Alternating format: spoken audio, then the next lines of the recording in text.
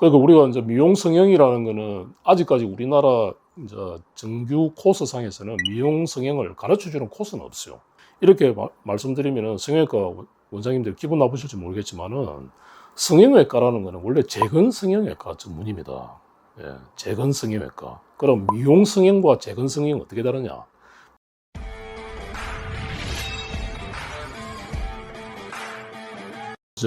저희 병원은 우리의 이물질에 대해 좀 특화되어 있는 그런 병원이죠. 그래서 이물질이라 하면은 과거에는 우리가 실리콘이라든지 파라핀이라든지 이런 걸 많이 맞으셨던 분들이 많고요. 최근에는 필러가 이제 대중화되다 보니까 많은 분들이 이 필러에 의한 부작용 때문에 저희 병원을 찾는 경우가 굉장히 많습니다. 그러면 그런 분들의 힘든 점이 뭐냐면은 필러를 우리가 시술 받았던 병원에서 책임있게 제거를 해줄 수 있으면 좋은데 그런 게 안 되는 거죠. 우리가 실리프팅을 하면은 안면 거상술을 할 수 있는 병원에서 실리프팅을 해야지 실리프팅에 대한 부작용이나 문제가 생겼을 때는 대처가 되잖아요. 그 다음에 필러를 맞을 때는 필러를 맞고 나서 문제가 생겼을 시 그 문제를 해결해 줄 수 있느냐, 그 해결해 줄 수 있는 병원에서 시술을 받는 게 훨씬 좋잖아요. 그죠? 그래서 그런 거를 고객분들이 좀 알았으면 좋겠다. 그런 게 제일 안타깝죠, 사실은. 우리가 일반적으로 필러는 우리가 주사기로서 넣는 거로 생각하지만 사실은 필러는 캐뉼라나 또 주사기를 통해서 하나의 수술이라고 생각할 수도 있거든요. 박리할 때는 박리해야 되고, 넣을 때는 또 넣어야 되고, 또 뭐 꺼진 부위 채우는 거, 또 뭐 라인을 잡는 거, 이런 게 어찌 보면은 사용하는 도구는 주사기나 캐뉼라지만은 실제로는 수술을 한다는 그런 의미로서 우리가 하는 분하고 그냥 주사기로 넣는다는 거, 그냥 넣어준다는 그런 거는 개념이 완전히 다르다. 그거를 갖다 고객분들한테 꼭 말씀드리고 싶습니다. 그 이물질 고객분들 중에 최고 이제 우리가 많이 이제 알려진 게 선풍기 아줌마잖아요. 그죠? 과거에 선풍기 아줌마. 그분이 이제 유가종 때문에 고생하시다가 결국 돌아가신 걸로 제가 알고 있는데, 이렇게 이물질 환자분들을 이렇게 만나다 보면은 그와 유사한 분들이 제법 있습니다. 지금도. 그래서 그분들이 어쩌보면은 많은 병원을 전전하다가 결국에는 대학병원을 가는 경우가 많고, 간혹 이제 저희 병원에도 많이 오거든요. 오시게 되면은 그분들이 우리가 히스토리를 들어보면은 과거에 조금 우리가 아름다워지기 위한 어떤 여성들의 욕망, 그거를 어쩌보면 상술로 이용을 해서 많은 분들이 이제 그 비의료인들한테 이제 야매 주사죠. 야매 주사를 맞은 경우가 굉장히 많습니다. 지금도 그런 게 이제 암암리에 진행되고 있는 걸로 제가 알고 있는데, 절대 그런 그 순간적인 유혹에 넘어가서 그런 주사를 절대 맞으시면 안 되고, 요즘은 필러가 워낙 대중화되고 또 가성비가 좋다 보니까 병원을 찾으셔서 그 병원이 부작용이 생겼을 때 대처 능력이 있느냐 없느냐를 반드시 확인하시고 그런 시술을 받기를 꼭 권해드립니다. 진짜 그러면 똑똑한 네. 환자라면 네. 단순히 내가 지금 당장 받는 그 시술이나 수술 네. 그리고 그에 따른 네. 부작용에 대한 이해를 미리 알고 있으면 훨씬 더 좋겠네요. 그렇죠. 그러니까 우리가 이제 미용 성형이라는 거는 아직까지 우리나라 이제 정규 코스상에서는 미용 성형을 가르쳐 주는 코스는 없어요. 이렇게 말씀드리면은 성형외과 원장님들 기분 나쁘실지 모르겠지만은 성형외과라는 거는 원래 재건 성형외과 전문입니다.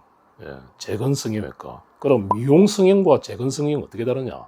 미용 성형은 한마디로 말하면은 건강한 사람을 대상으로 그 사람이 가지고 있는 그 아름다움을 우리가 더 한층 더 빛나게 만들어주기 위한 성형이 미용 성형이거든요. 그래서 우리나라는 지금 그런 게 지금 전혀 알려져 있지 않죠. 일반 국민들 사이에서는. 그래서 재건 성형 전문의와 미용 성형 전문의는 다르다는 걸 제가 이 자리를 빌어서 말씀드립니다.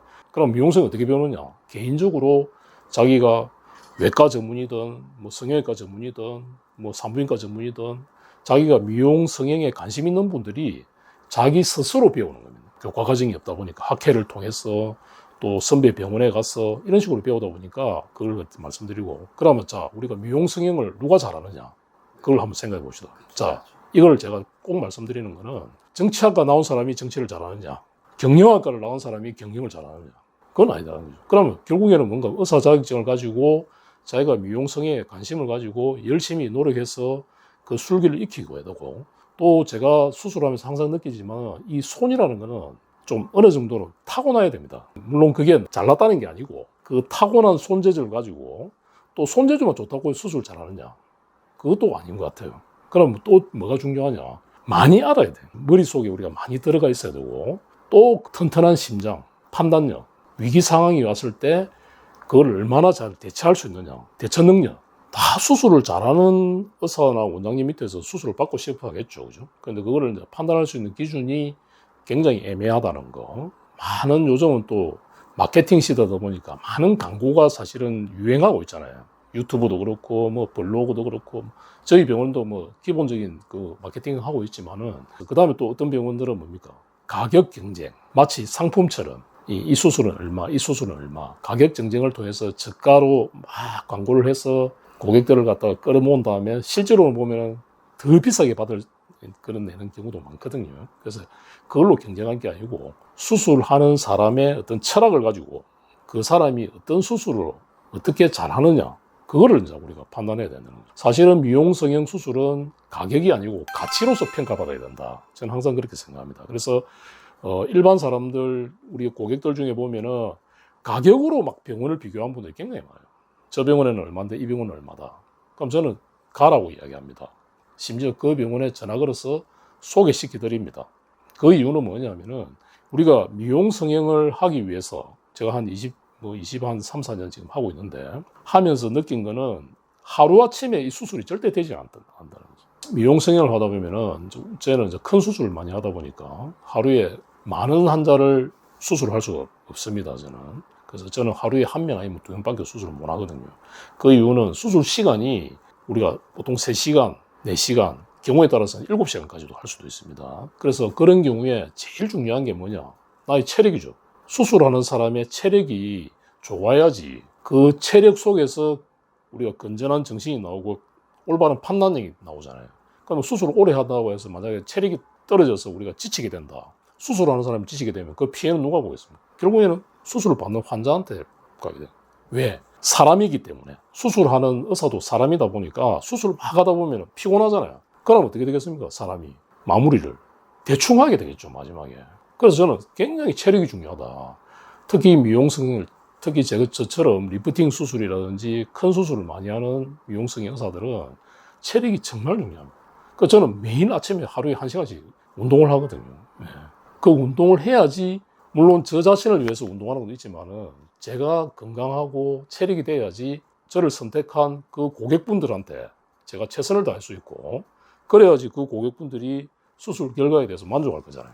네. 그래서 저 운동하면서도 항상 느끼는 게, 오늘은 내가 어떤 고객을 위해서 내가 또 이 스커트를 또 해야 되나.